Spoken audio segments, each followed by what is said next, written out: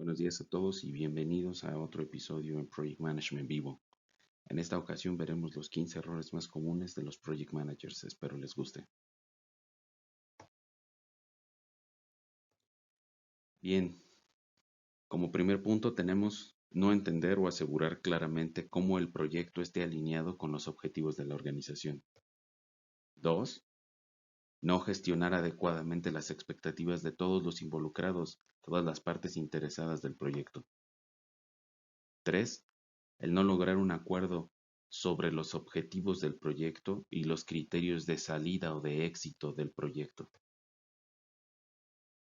4. No desarrollar un cronograma realista que incluya todos los esfuerzos de trabajo, sus dependencias entre las tareas, las estimaciones y los recursos nivelados.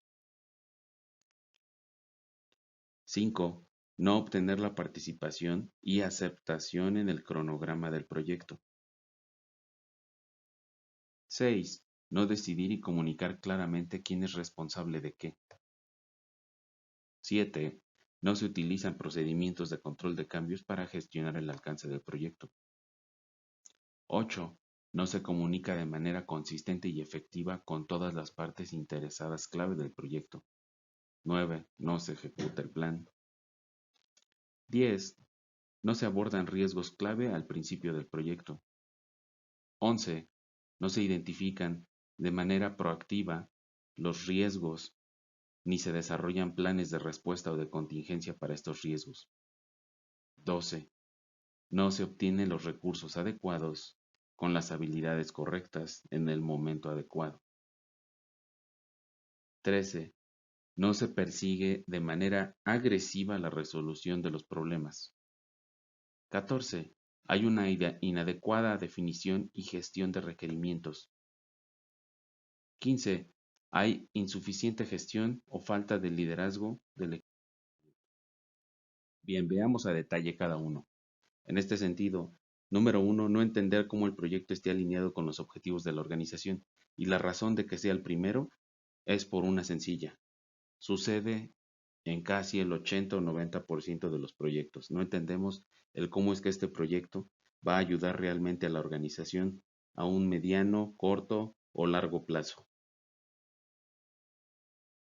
Y en este sentido nos debemos hacer las preguntas de, bueno, en realidad, ¿cuál es el objetivo de este proyecto? ¿Es porque está cubriendo un problema o una necesidad de negocio? ¿Hay una nueva oportunidad de negocio? ¿O simplemente es el capricho de algún ejecutivo del board de directores, de inversionistas o de algún CXO? Es bien importante esto porque normalmente llevamos a cabo los proyectos y no sabemos realmente cuál es el objetivo, cómo es que esté alineado a los objetivos estratégicos de la compañía donde lo estamos entregando. Ahí se los dejo para reflexión. 2. No gestionar adecuadamente las expectativas de los interesados en todo el proyecto. En este sentido es, bueno, ¿qué es lo que espera cada grupo o stakeholder clave? ¿Qué es lo que ellos están esperando realmente? Si es un proyecto que va a venir a mejorar las operaciones o si va a venir a mejorar algún ambiente, algún sistema, si va a venir a mejorar algún procedimiento, proceso actual. Hay que establecer claramente desde inicio, durante y al fin del proyecto todas las expectativas, pues las expectativas pueden ir cambiando a lo largo del proyecto. Entonces es importante que estemos seteando constantemente a lo largo del proyecto todas las expectativas. De esta forma,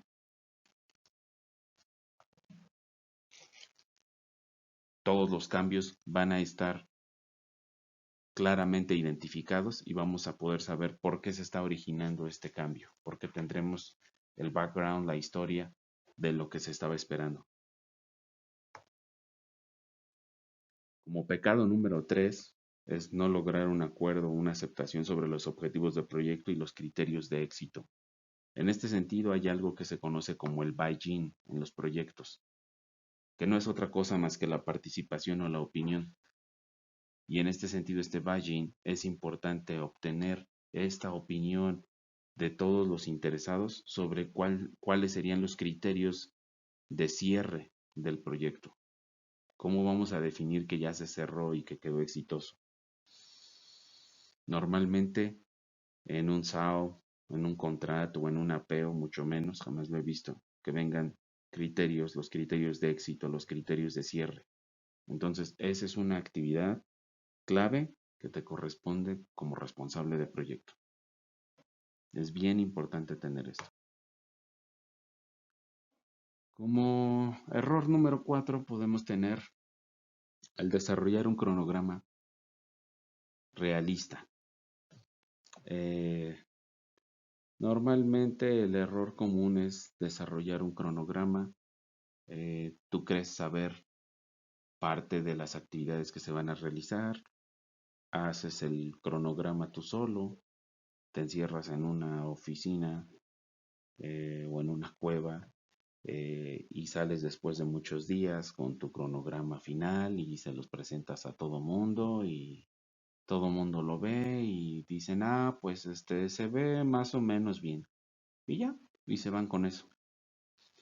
Al cabo de una semana, 2 semanas, 3 semanas, ese cronograma empieza a volverse realmente una decoración del proyecto porque no está pegado a la realidad, no trae las dependencias de las tareas, en realidad el esfuerzo del trabajo no fue estimado por el equipo de proyecto. Las estimaciones que están ahí, pues no son válidas porque a pesar de que lo tomaste de algún proyecto pasado, de tu experiencia pasada, la naturaleza de este nuevo proyecto trae nuevas tecnologías, trae otro tipo de ambientes en otros lugares, en otros sitios, con otras personas. Por lo tanto, esas estimaciones no son del todo reales. Y la nivelación de los recursos, pues puede ser también otro tema. Como las mismas personas que van a realizar el trabajo no han participado en ese cronograma, pues por lo tanto podría ser que tú estés revisando viendo que ese cronograma tenga un 100 o 200% para alguna persona, o que tenga un 100% cuando realmente esa persona solo puede dedicarle un 30, 40 o 50%. Entonces, uno de los pecados comunes es tener un cronograma que no sea realista. Y en este sentido, ¿quién creen que realmente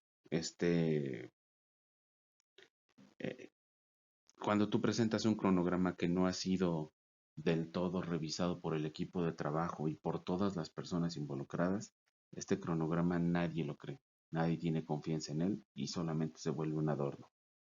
Es importante que cada cronograma, cada plan que tú desarrolles, sea tú como responsable del proyecto. Sí, puedes estar tomando nota para armar y colocar las tareas, secuenciarlas, pero quien debe decirte cuál es la secuencia, la cadena de dependencias, son las personas que van a ejecutarlo y que están involucrados en esas tareas. Y las personas también, en este caso los grupos de trabajo como son el cliente, los proveedores que van a participar en el proyecto, también deben dar su punto de vista sobre la relación de estas dependencias y estar de acuerdo con ello, para que todo el mundo crea realmente en este cronograma y no se vuelva solamente un jarrón en el pasillo para el proyecto.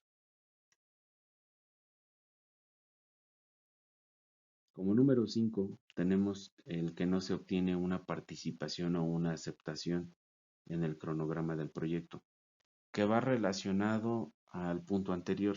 ¿Cuántas veces trabajamos en un plan que todo el mundo parece entender, pero que nadie se ha atrevido a decir que esté en desacuerdo por escrito? ¿Por qué ese miedo o esa incertidumbre? Esto se debe a que tus stakeholders, normalmente las personas que participan en el proyecto, no conocen algo que se conoce como el proceso de control de cambios adecuado, ¿no? Y por eso, pues nadie quiere decir que está de acuerdo o en desacuerdo con algo, simplemente dicen, ah, pues se ve bien, y nunca te mandan una aceptación por correo en el que te digan, estoy de acuerdo con este cronograma, y tampoco te lo hace tu equipo de trabajo. Y esa es la razón, porque no se ha establecido un proceso formal de control de cambios, que vamos a ver un poco más adelante. Entonces, la pregunta es, ¿por qué no tenemos una aprobación formal del cronograma del proyecto? ¿Por qué no hay alguien que te responda, estoy de acuerdo con este cronograma del proyecto? con todas sus actividades, todas sus dependencias y los recursos que estás colocando, por esa razón. Y debes promover un proceso de control de cambios adecuado, entendible para todos, para que sea fácil esta aceptación. Veamos más adelante.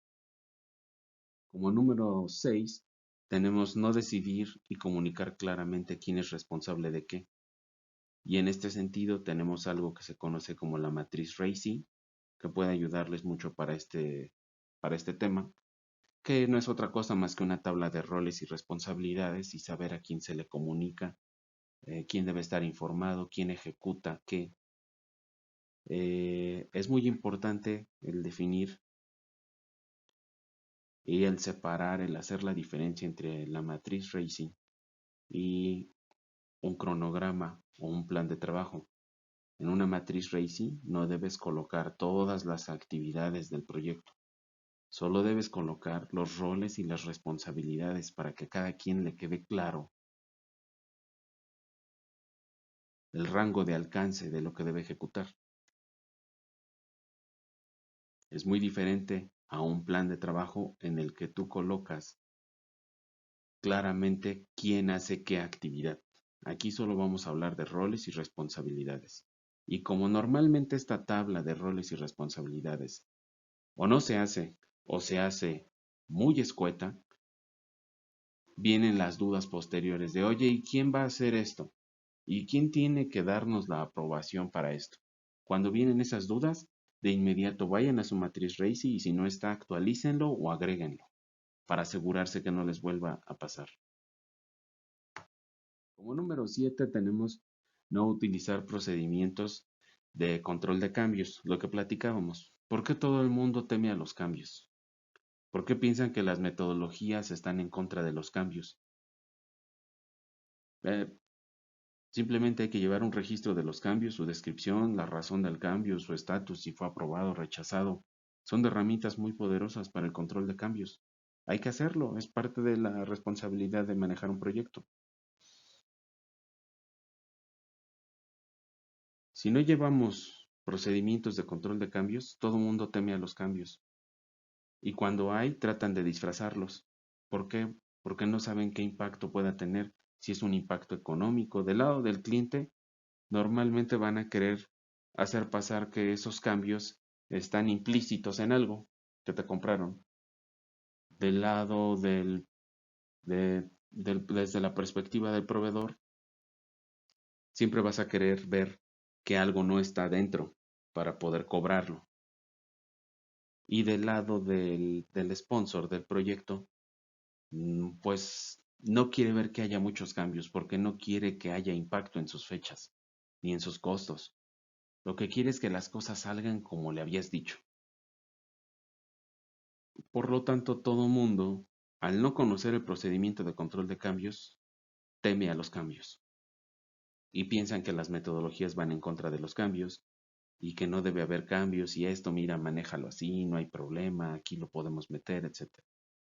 Es importante que definan un procedimiento de control de cambios efectivo y esto significa que tengan aprobación en este proceso de control de cambios por parte de todos los interesados para que sepan quién puede solicitar un cambio, quién lo debe aprobar, quién lo debe analizar, quién lo debe aprobar, quién lo debe implementar y quién debe asegurar que la aplicación de este cambio fue realmente el resultado positivo que estaban buscando. Entonces, esa evaluación de cambio. Eso es importante que lo definan. Teniendo esto definido, créanme que este proceso de control de cambios va a ser mucho más llevadero para todos en el proyecto y aceptado. Número 8. No se comunica de manera consistente y efectiva con todas las partes interesadas clave. En este sentido, la consistencia es el hábito que guía a los proyectos exitosos. Si no tienes consistencia en tus proyectos, créeme que no vas a llegar muy lejos. La consistencia es lo que hace que realmente llegues al éxito del proyecto. Y en este sentido, uno de los pecados es precisamente la inconsistencia y la poca efectividad en la comunicación. Todos sabemos que la comunicación es lo que nos ayuda a construir relaciones poderosas y a largo plazo, ya sea que sea en nuestras vidas personales o nuestras actividades laborales, pero a menudo nuestras actividades día a día, nuestras agendas, nos vuelven locos con temas de administración, de juntas, bueno, la gente que está en ventas, en marketing también, todo este tipo de cosas. Sin embargo, es importante mantener consistencia o constante comunicación con las otras personas. Eh, es algo extraño que en cualquier ámbito escuches que la comunicación es lo más importante y al final incluso en muchos libros de negocios, de ventas, de networking, te hablan, no sé, muchísimas veces, cientos de veces, de que la comunicación es una herramienta muy poderosa para ayudar a otros y obtener lo que quieres. Eh, Sin embargo, es algo que normalmente hacemos de una manera inconsistente. Si la comunicación no es regular, no es consistente y no está adecuada a la persona con quien te vas a comunicar, esa comunicación se rompe, se vuelve débil y por lo tanto desaparece, se vuelve inconsistente y deja de funcionar y de ser efectiva.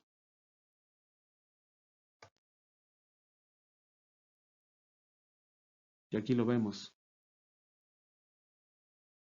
Normalmente la consistencia más la incertidumbre nos da productividad, porque vivimos siempre en un mundo de incertidumbre, pero si tenemos consistencia en lo que estamos haciendo a pesar de esta incertidumbre, vamos a obtener resultados productivos.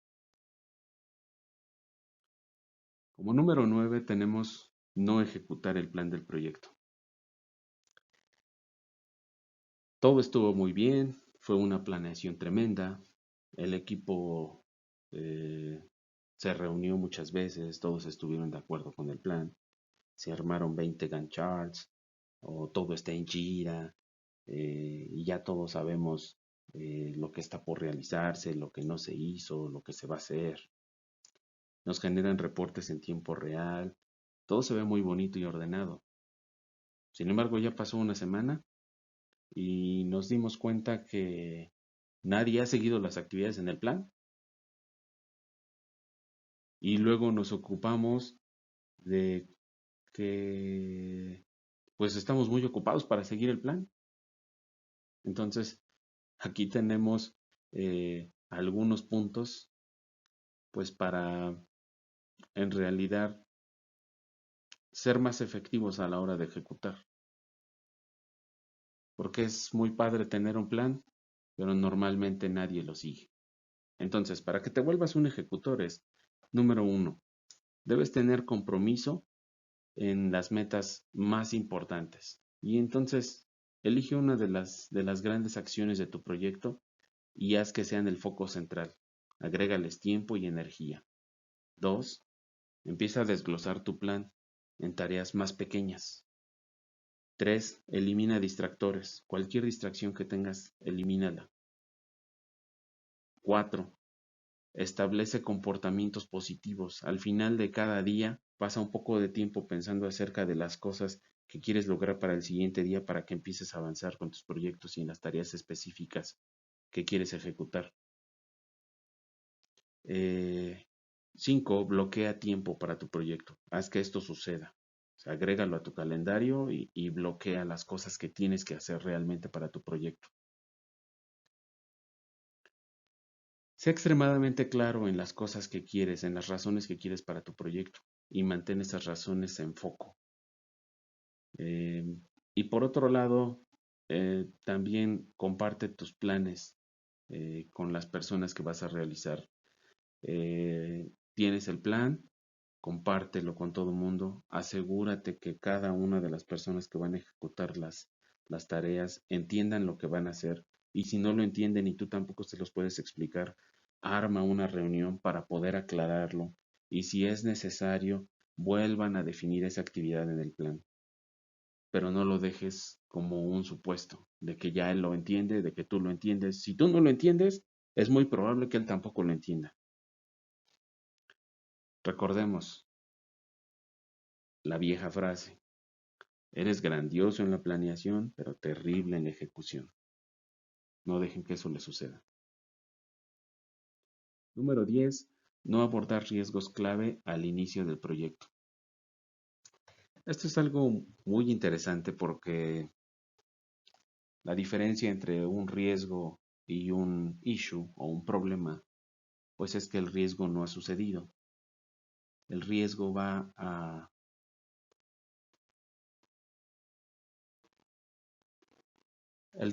suceder si es que no hacemos algo al respecto.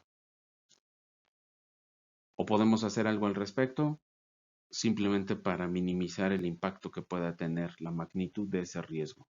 Sin embargo, aún no ha sucedido. El issue ya sucedió. Por lo tanto, es importante definir claramente desde el inicio cuáles son los riesgos que más nos pueden impactar a lo largo del proyecto. Por lo tanto, es el mejor momento al inicio del proyecto para identificar riesgos, porque si los vas dejando conforme pasa el tiempo, los riesgos cada vez se vuelven tienen un comportamiento bacteriológico. Entonces, mientras más los dejas crecer, más poderosos se vuelven y llegan a convertirse en un issue.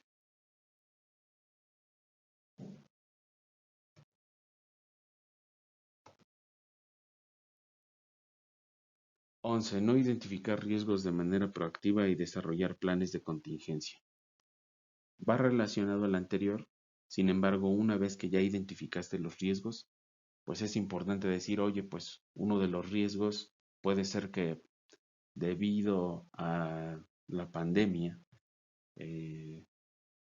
no, no podamos tener a los 40 ingenieros para realizar cableado, instalaciones, ingreso de boas eléctricas en el sitio, lo que nos puede llevar a retrasar el proyecto en la fase de construcción, de preparación por 40 días. Y lo que nos lleva a tener una pérdida de tener a un contratista por 20 días adicionales.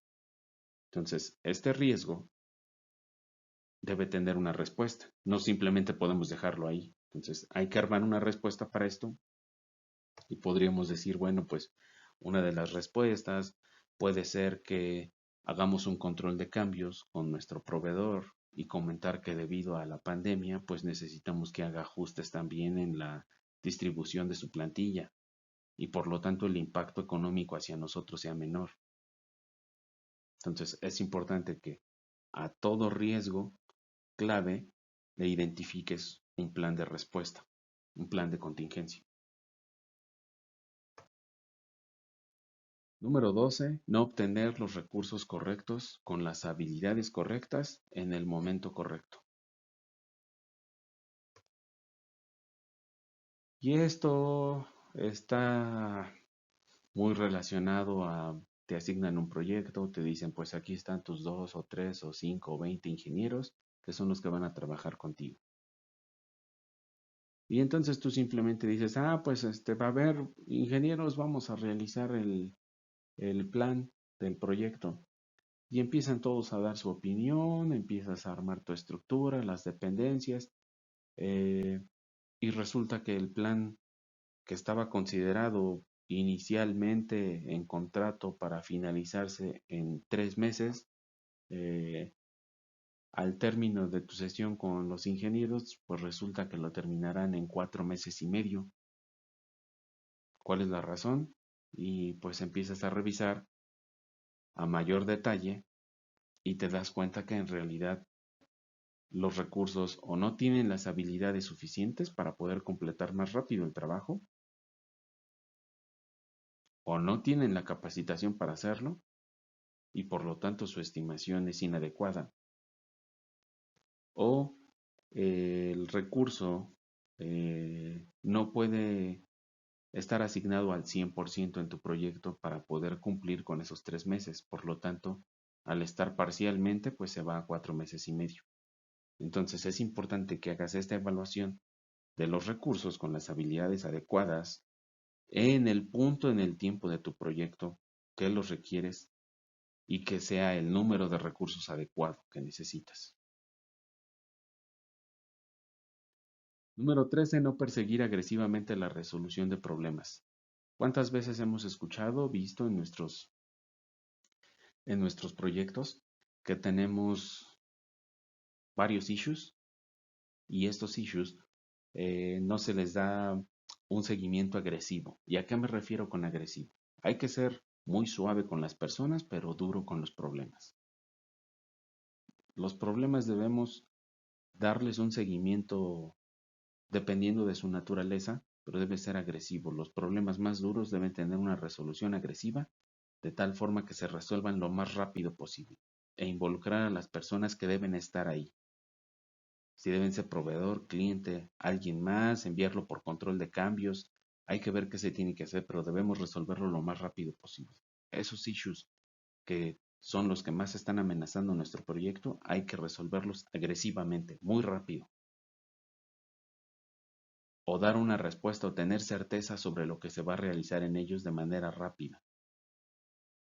Por lo tanto, no podemos esperar a que pasen 2, 3, 4, 5 días. Debemos tener una respuesta rápida, efectiva, agresiva sobre los issues. No dejarlos pasar porque al igual que los issues, que los riesgos, los issues, además de tener un comportamiento bacteriológico, tienen un comportamiento destructivo. Entonces los issues ya son problemas en tu proyecto y si son issues de mayor prioridad, están a un paso de destruir tu proyecto, tu reputación y todo lo que tenga que ver con el proyecto. Entonces hay que resolverlos muy agresivamente.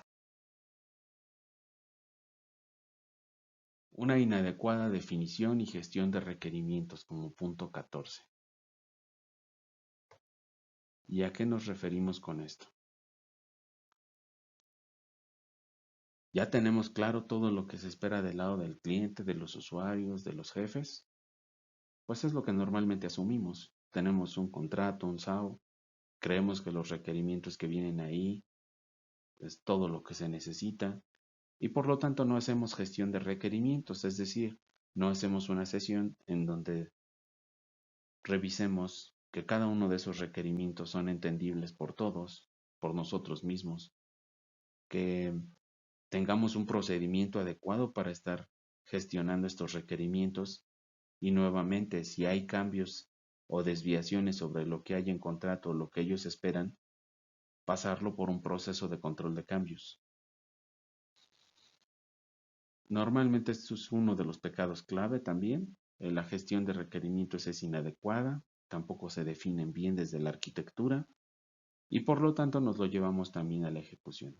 Entonces hay que tener esas sesiones de gestión de requerimientos, hay que tener un plan de gestión de requerimientos para tener claro cómo vamos a estar llevando cada uno de estos requerimientos, entenderlo, comprenderlo, digerirlo, comunicarlo con todos y darle ese seguimiento a cada requerimiento que va alineado a la expectativa de cada stakeholder.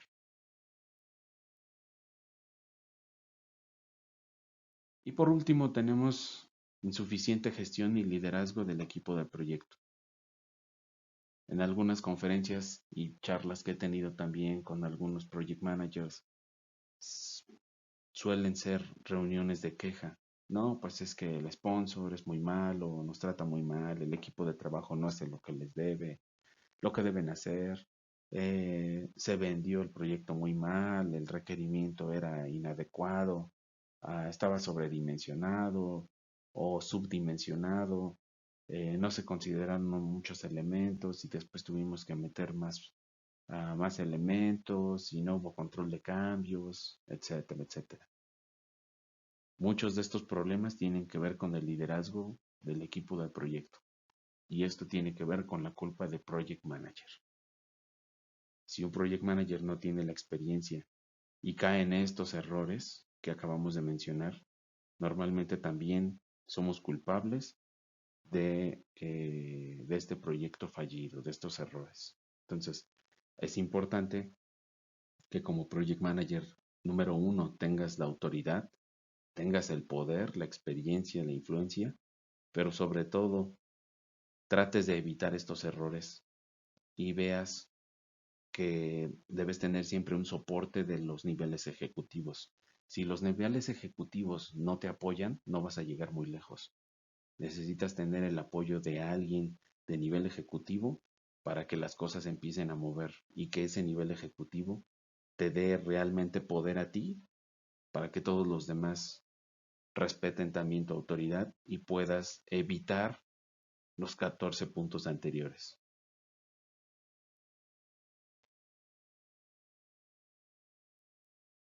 Y bueno, pues aquí tenemos ya como el resumen de los 15 puntos. Espero les haya gustado, hayan quedado un poco más claro estos 15 errores más comunes en Project Manager.